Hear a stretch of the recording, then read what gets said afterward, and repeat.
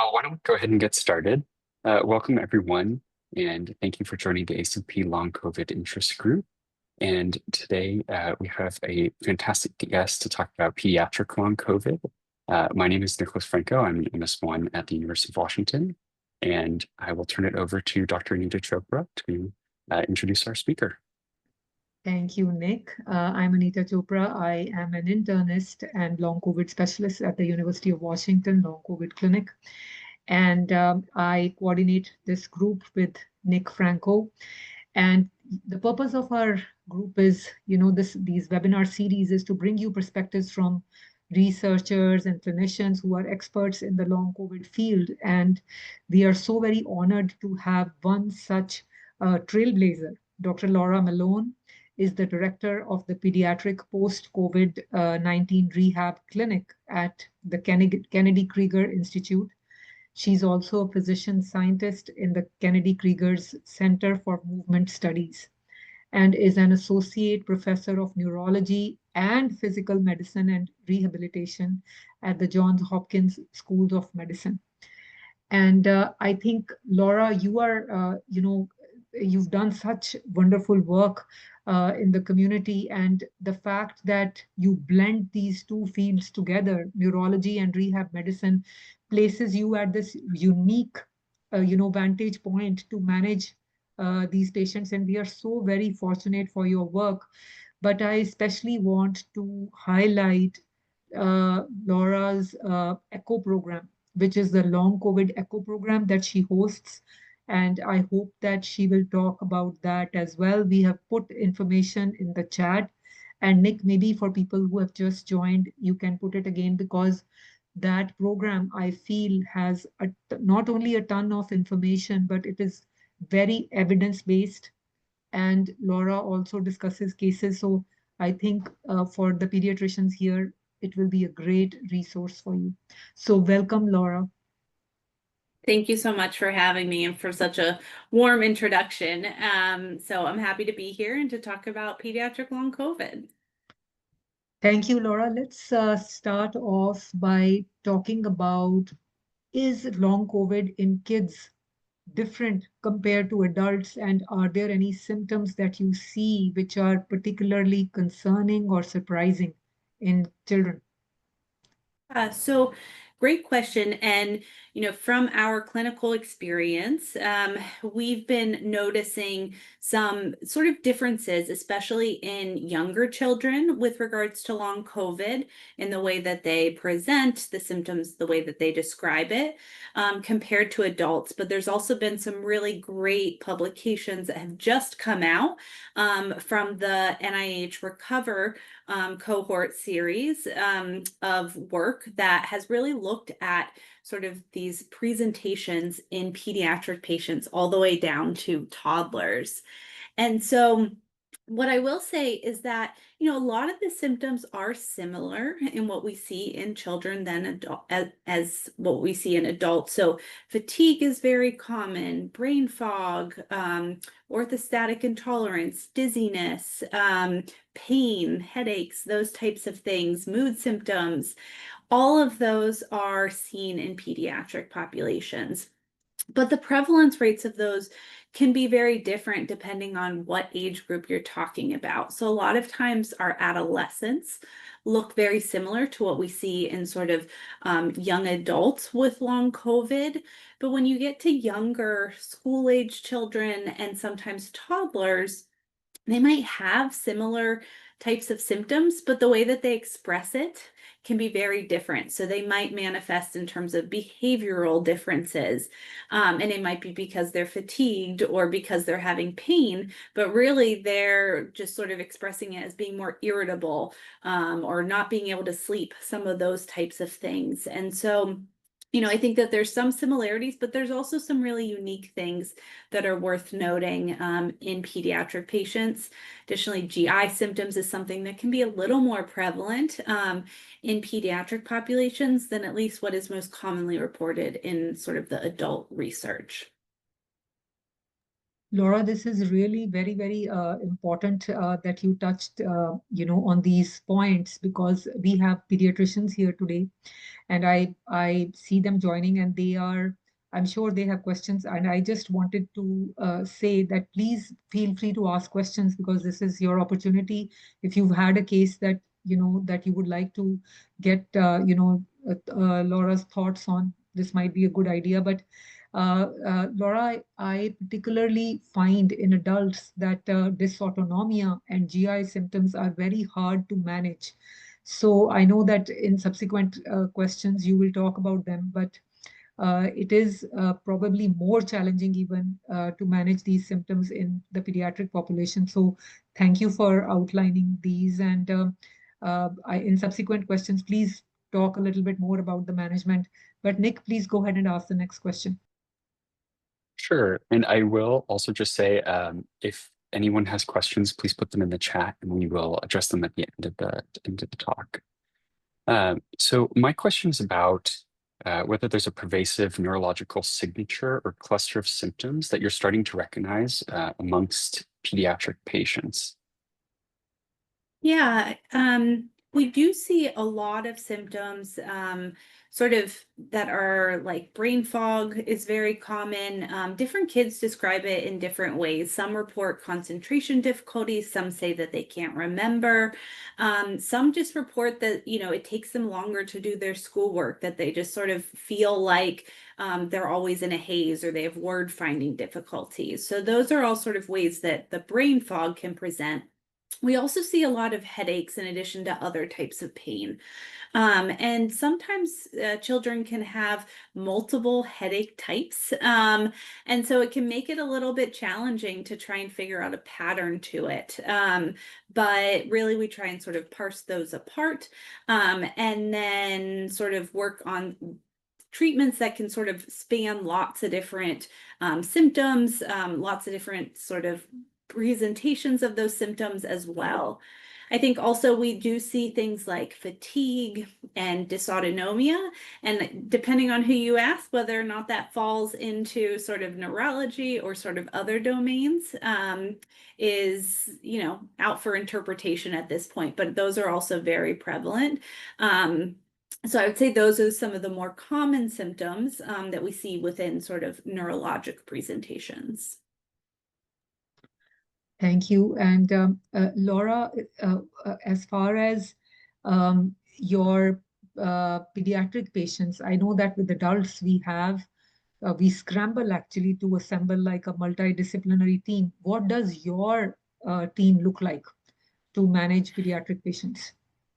Yeah, so at Kennedy Krieger Institute, myself and others are very fortunate that we have really built sort of this infrastructure to support really comprehensive multidisciplinary clinics. And so in our clinic, we have a core team of providers that sees patients all co-located at the same time for the evaluation.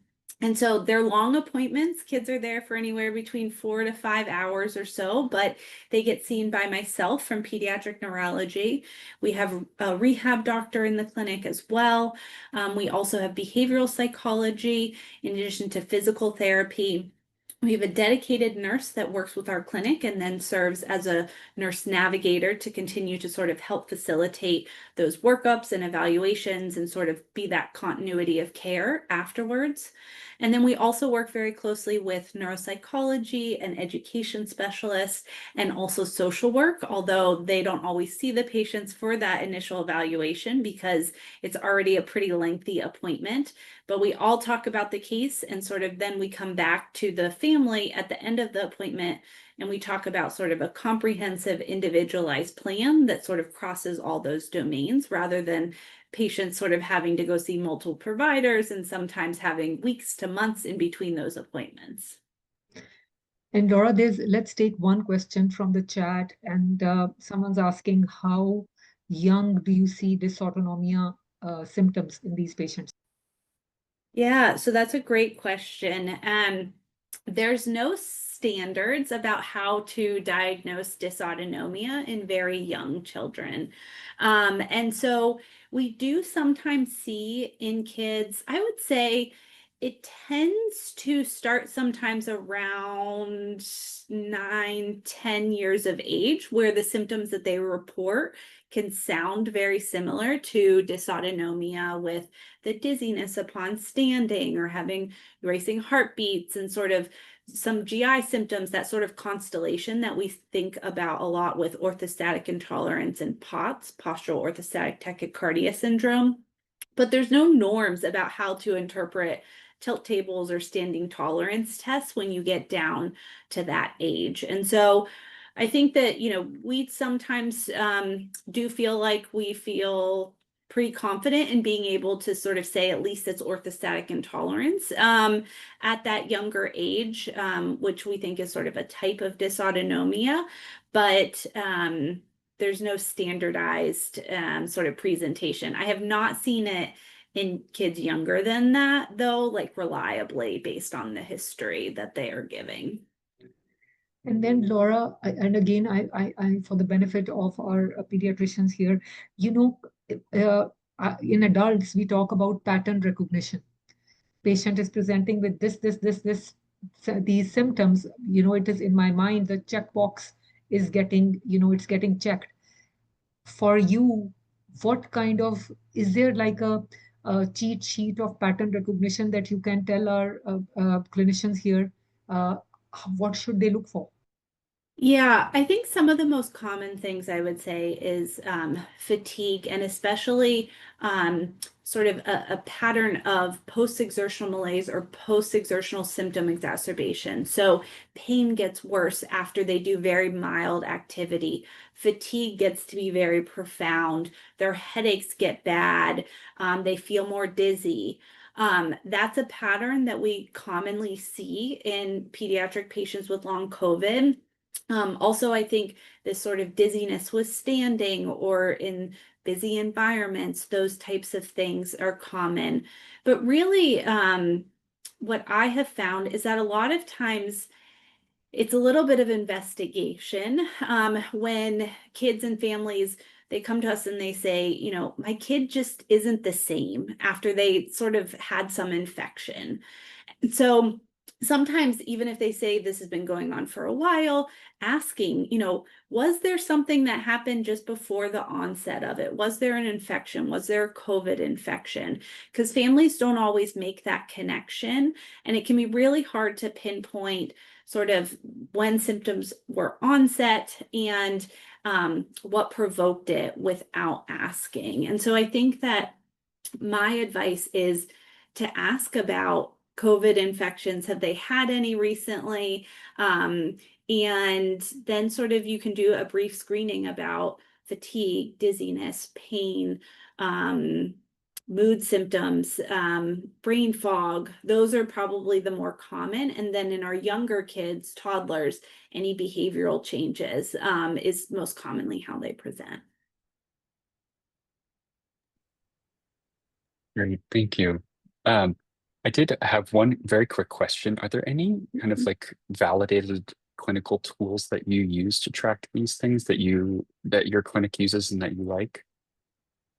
Yeah, so we have designed a symptom checklist that we use in our clinic, which has been really helpful to track sort of longitudinally, but then also get a sense of the wide range of symptoms that kids are experiencing. And I think that that's something also that if it's multiple and it's sort of coming together, to think about long COVID. So it's not just fatigue most of the time. It can be, but more commonly it's they have fatigue and they might initially talk about the fatigue, but when you look at the symptom checklist, they have headaches, they have brain fog, they have racing heartbeats. And so you sort of get that picture from it. So that's been really helpful.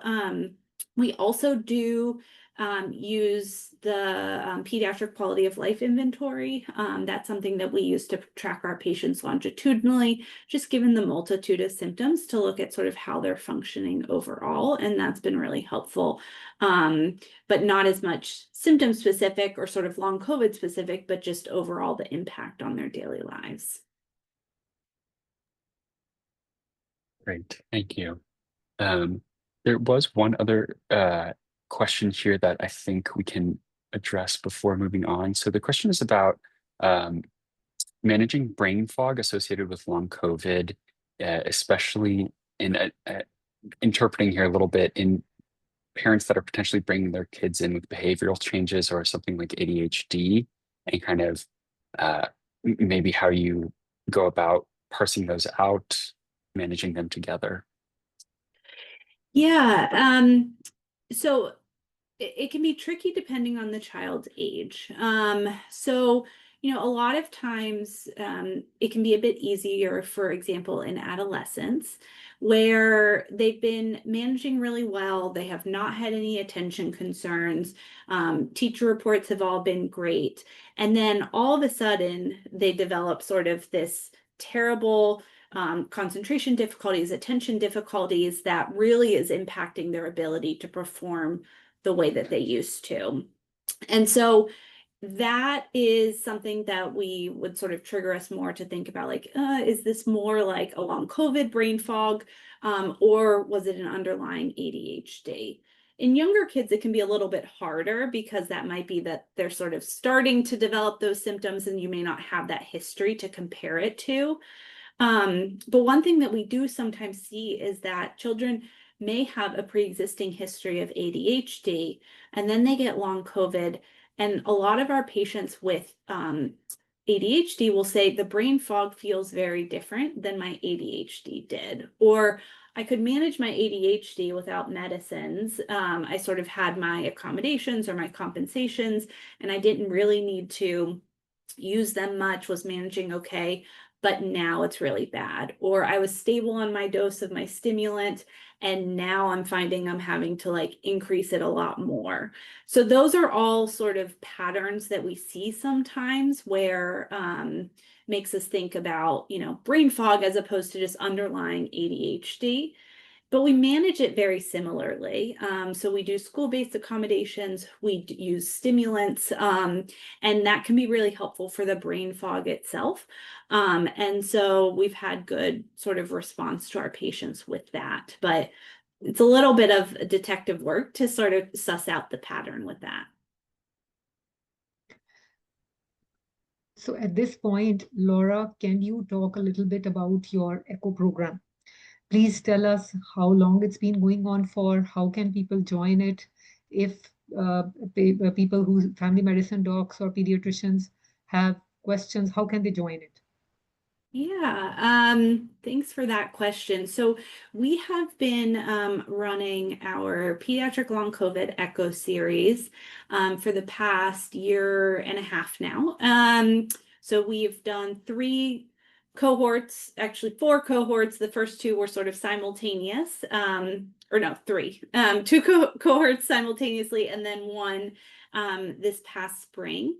And basically, we can put the link in the chat, which I think is there already, but we tend to run it spring and fall, and it's a 10-week series where we have various experts that work with children with long COVID. We also have invited speakers on specific topics that we see very commonly in long COVID. And so we go by symptoms. So fatigue, dysautonomia, POTS, other types of dizziness, how to manage headaches. And we do sort of didactic presentations in addition to case-based presentations to get a sense about how we think about things. And it's very much a sort of all learn environment where we learn from the community what they're seeing and then also from our experience. We've recently put a publication out that's shown that providers in the community have shown improvement in their ability to diagnose and manage and treat long COVID. And so we've gotten some great feedback on the series. And so you're welcome to join. A lot of the principles I think can apply to adults as well. We are pediatric focused, but A lot of the symptoms are the same, and a lot of the treatment approaches are similar as well.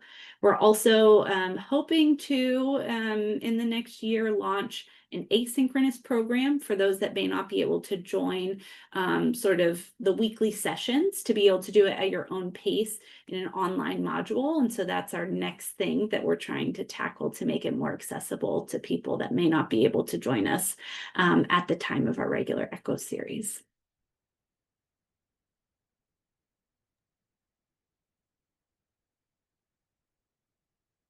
I think there is a question in the chat, which is, Laura, do you see the relapsing and remitting course in kids like we see it in adults?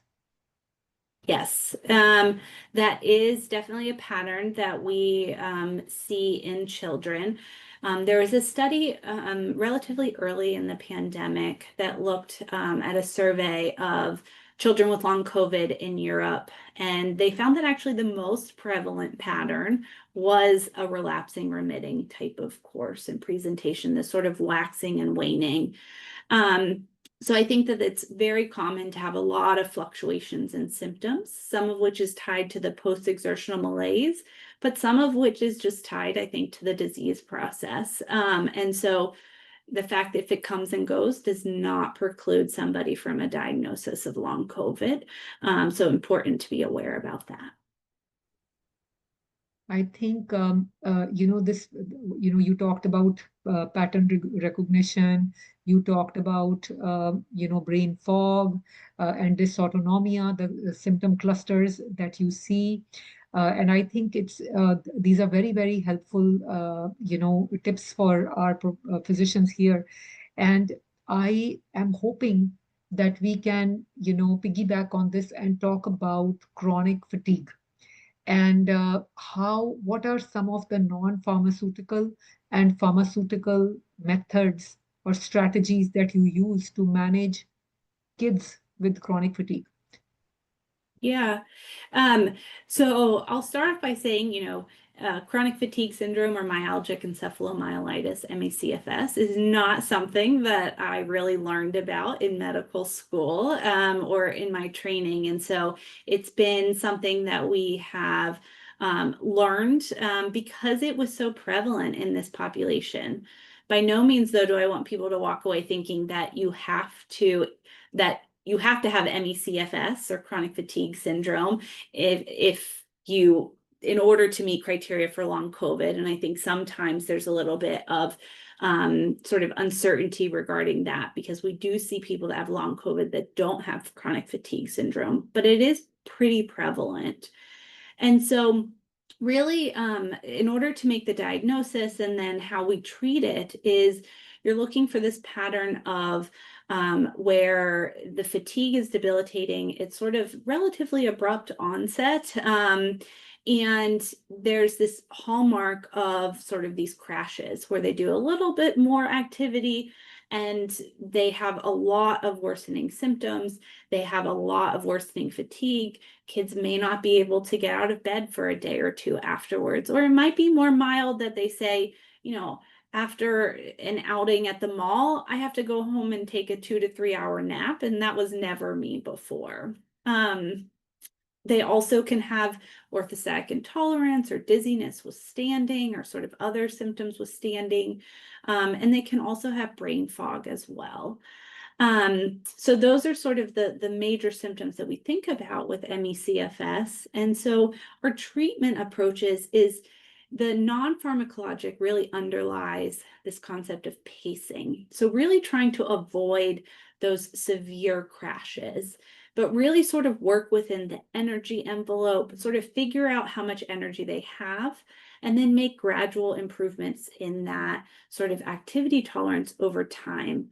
And so when we think about sort of an energy bucket, we think about over time, we're trying to grow that bucket, but this sort of pattern of up and down and sort of overexerting and then crashing and then overexerting and crashing again, we think really hinders recovery, and that a slow and steady progress is how we have found kids can really show an improvement over time. can be highly frustrating for kids because they initially have to limit their activities and they don't always want to do that. But sometimes working with physical therapists that have some sort of understanding of this concept can help guide them with that. Also, behavioral psychologists can be really helpful from a practical standpoint of how do I structure my day to be able to pace it so that I'm not crashing. We do sometimes also think about using medications as well, and some supplements that have been reported to be helpful. There's no FDA approved sort of medications even in adults for ME/CFS, and so it tends to be more anecdotal evidence until we get better research studies to test these things. But we sometimes use stimulants. In this population, low-dose naltrexone is also being tried in patients with ME/CFS, and we've had some success in some of our pediatric patients. And there's also some supplements as well. Cromolyn is something that sometimes is used, and these are sort of more the pharmacologic agents, but they don't take away from the need to pace. And so that's really the mainstay of treatment that is part of the approach to managing ME/CFS. And, Laura, you mentioned physical therapy. I think that physical therapists for adults are really, can play a vital role in teaching them about pacing as well. And I imagine that for children also, physical therapists or having someone external, teach them about pacing is a very good idea. And if anyone here on the call wants to, get information about local physical therapists who are trained to manage long COVID patients in terms of pacing and such, please reach out to me and I can share that information with you. We have, over the past few years, compiled a list of people who are in the area who are, seeing these patients with us. So, but Laura, thank you so much for sharing this information, and also about the the medications, the repurposed medications that you are trying to use. And hopefully in the coming time, we will have some data. I will pass it over to Nick for the next question. Yes. So in a very similar vein, what are your approaches to management for dysautonomia? I missed a little bit, something about dysautonomia, the treatments for that? Yes. Okay. Yeah, so for dysautonomia, similar to a lot of the other treatments for long COVID, the mainstay of treatment is a lot of lifestyle interventions. And so really we're trying to, at sort of a basic level, increase the hydration and sort of continue to try and get the blood back up to the heart, brain, lungs, sort of more the critical areas as opposed to the extremities. And so we do that by increasing hydration, increasing salt intake, and then also there's particular physical therapy programs that can be really helpful, sort of exercise programs that have been used for a long time in patients with dysautonomia, and in particular POTS, postural orthostatic tachycardia syndrome. Compression can be really helpful with regards to not only sort of leg compression, but also a lot of abdominal compression can actually be more effective. And so in sort of females, a lot of times we'll say, Spanx is a great thing to use because a lot of blood can actually pool in the abdomen. And so if they're doing sort of the knee-high compressions and it's not providing a whole lot of benefit, we'll sometimes move on to abdominal compression. And so biker shorts, Spanx, those types of things can be helpful for that. We sometimes do use medications for dysautonomia as well, and in particular POTS. They're in sort of various categories and domains about how to use it. The first of which is really to sort of increase the blood pressure. And so vasoconstrictive agents, midodrine is something that is the most common type of medicine that we use in that class. You can also use things like fludrocortisone, Florinef, and that's really working to increase your blood, circulating blood volume. And then the third class is really trying to reduce that sort of autonomic response that can sometimes cause a lot of the physical symptoms, especially the shortness of breath, the racing heartbeats, those types of symptoms. And so we might use things like beta blockers in that type of case. So those are some of the more common sort of medications that we use for dysautonomia. Anita, you had asked about GI symptoms of POTS as well. And so I do want to touch on that. GI symptoms can be seen very commonly, not only in long COVID, but also in dysautonomia. That can include things like a decreased appetite, abdominal pain. That can include things like nausea. Those are some of the more common ones that we see with POTS in particular. And so for that, like you said, it can be a little hard to treat. I have sometimes found that in our pediatric patients, being a pediatric neurologist and sort of thinking from a headache lens, sometimes I use periactin or cyproheptadine in order to help manage headaches. But it's also a great medicine to use in sort of functional abdominal pain as well. And so we've also used it a little bit in some of our POTS patients, and it sometimes can help some of those GI symptoms. And so not exactly sure of the mechanism of action with that one, but it sometimes is helpful. It's a really benign medicine, and so worth trying if GI symptoms are particularly prevalent. And that's sort of the one thing that we have sort of tried and has worked in some, but the GI symptoms can be much harder to manage compared to more of the dizziness and things where we have those medicines to sort of augment the blood pressure. So what dose of cyproheptadine, Laura, do you use then? How do you prescribe it? Yeah, so a lot of times, so I have found that our patients with long COVID are sometimes sensitive to medications. And so I tend to start on the lower end and up titrate relatively slowly. For adolescents, I would generally start with 4 milligrams at night. It can be a little bit sedating. And so that's why I start it at night. And in patients have insomnia or sometimes pain at night, it can be helpful for that. And then sometimes can go up to sort of 4 milligrams twice a day.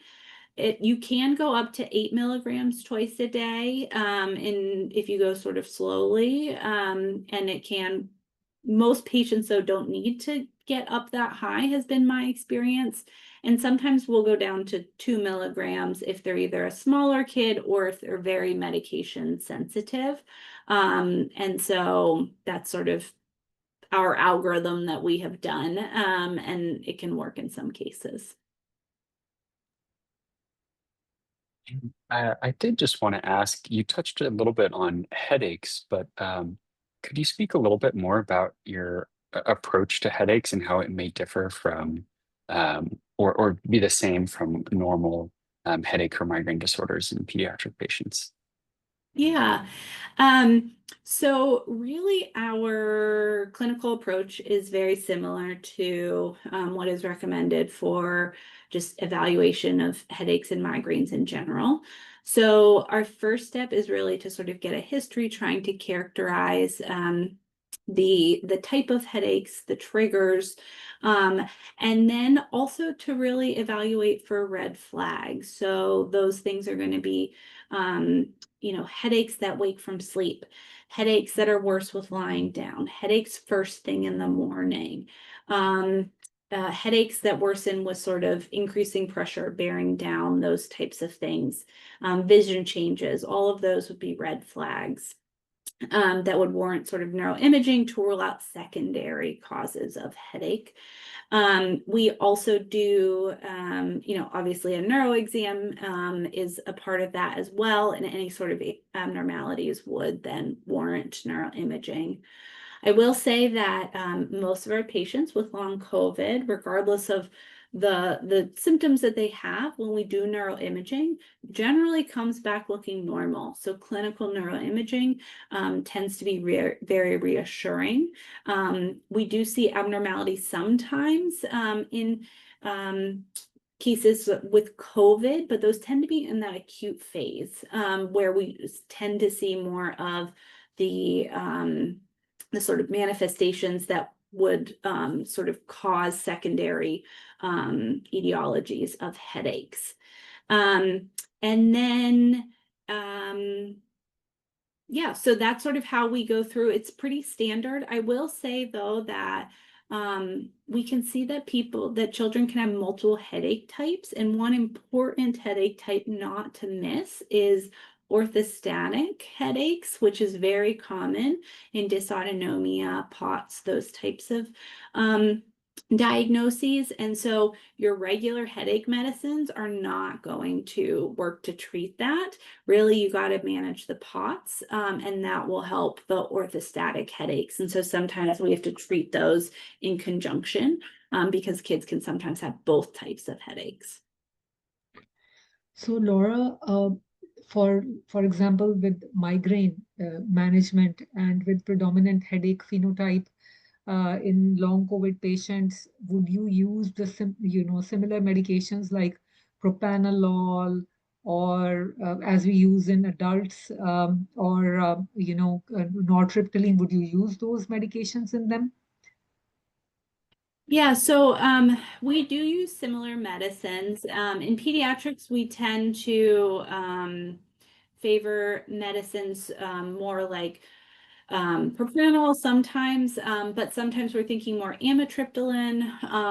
Topamax is very common. Periactin is very common. So we do use those similar medicines.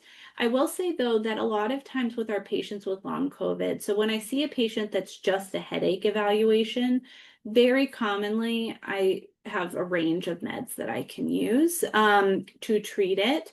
With long COVID, because of the constellation of symptoms, a lot of times I'm trying to sort of use one medicine to maybe try and manage multiple symptoms or figure out which medication is not going to worsen the other symptoms that they have. And so it can be a little bit of a balancing act, but always taking into account the other symptoms that they might be having with long COVID, and either trying to treat it or not worsen those other symptoms when you're thinking about what medicine to start.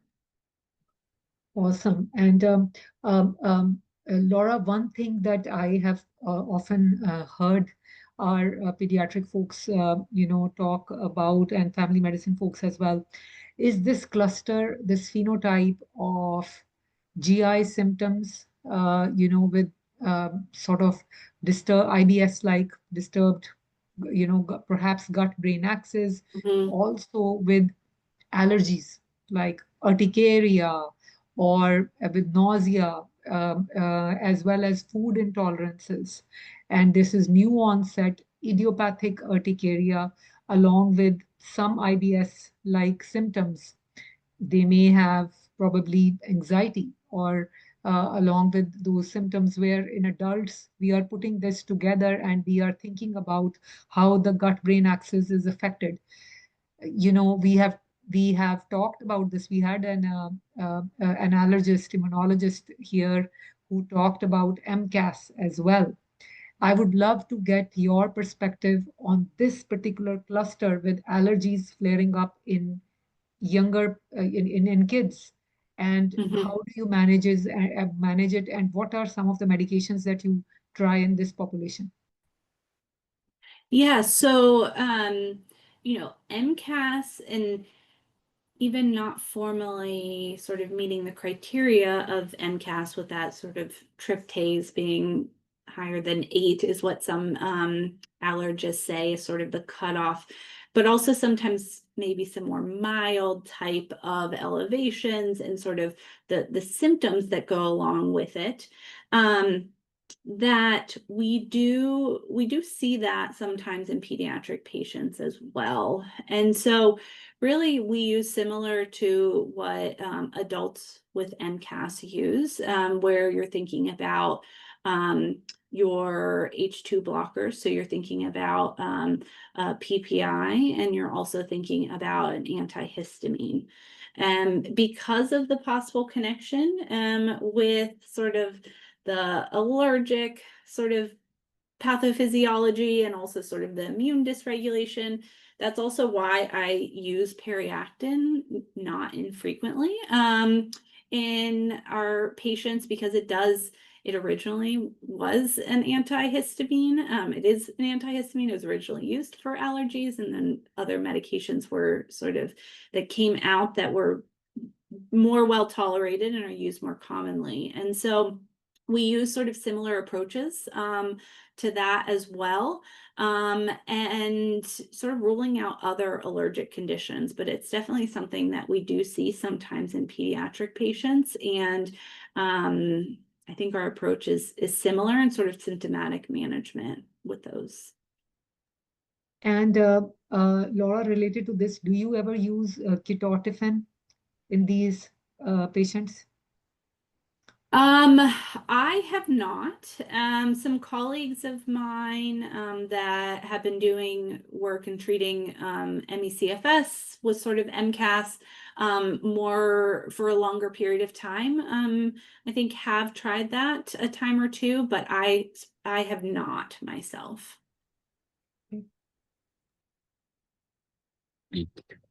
And then as we kind of wrap up here, I just wanted to ask you kind of more broadly, do you think that long COVID is reshaping how we understand post-viral syndromes and illnesses in children kind of more generally? Yeah, I think that one thing that the COVID pandemic did, and sort of this everybody getting this virus and sort of this increased rates of post-viral symptoms, it has raised a lot more awareness for an infection-associated chronic conditions. And I think that it really will, I hope that it continues to sort of drive people to try and understand this more. It's a very complicated sort of pathobiology to try and understand from a mechanistic perspective, but then also from a treatment perspective, because one treatment may not work for another sort of post-infectious. And so I think that I'm hopeful that this time and sort of this awareness will continue to sort of grow our research and understanding for it. But I also think that hopefully, even from outside of a research perspective, more awareness, more validation of sort of this sort of symptom constellation and infection-associated chronic conditions is really important. And I hope that that continues to gain a lot of headway as we continue to learn more. Because one of the things that we hear a lot from our patients, even with long COVID, and what has been reported in other populations with infection-associated chronic conditions, is that sometimes they are reporting sort of increased rates of stigma and not feeling like they necessarily have a place to go, whether within their own community, whether within the healthcare community, within schools. And so I hope that this increased awareness will help address that even if we don't have the answers, being able to recognize and still provide support for the symptoms. And, you know, I think everybody's goal is to get kids, adolescents, adults sort of functioning better and feeling better, and continuing to partner with patients to be able to do that is really important. And so I think that we're on the way there, and I hope that it continues. Thank you so much, Laura. This has been extremely informative, and I'm sure that, you know, you touched upon some very confusing aspects of long COVID, and I actually gathered a lot of information which is relevant to adults as well. And I'm sure that our colleagues here will find it useful for managing children with long COVID. I especially invite people to check out Laura's ECHO program. I think that I have had a chance to attend some of those sessions, and they have such a wealth of information. There are experts who are guest experts, and they discuss cases as well. So there's a lot of evidence-based information that's given out in those echoes, and I know that Laura and her team put in a lot of effort to bring these, and they are one of a kind echo program because all the others are for adults. So this is, and again, I cannot highlight enough that Laura, your expertise, which is a blend of neurology and rehab medicine, that's actually a very unique sort of niche specialty to manage these patients. Thank you very much for giving us time today. And, this will be recorded, and we will share it with folks as well. Thank you so much for this information and for this very informative session. Thank you. Thank you for having me. It was a pleasure to be here. And, I think that we find that a lot of pediatric patients and pediatricians are looking for, more support because, like you said, a lot is focused on adult long COVID. And so we're here. Please do reach out, and would love to have you check out our ECHO session if you're interested as well. But hopefully just trying to get the word out in order to help kids that may not live as local to us in Baltimore, Maryland as well. Thank you. And thank you everyone for joining us. Until next time, have a good rest of your day and have a good summer. Bye.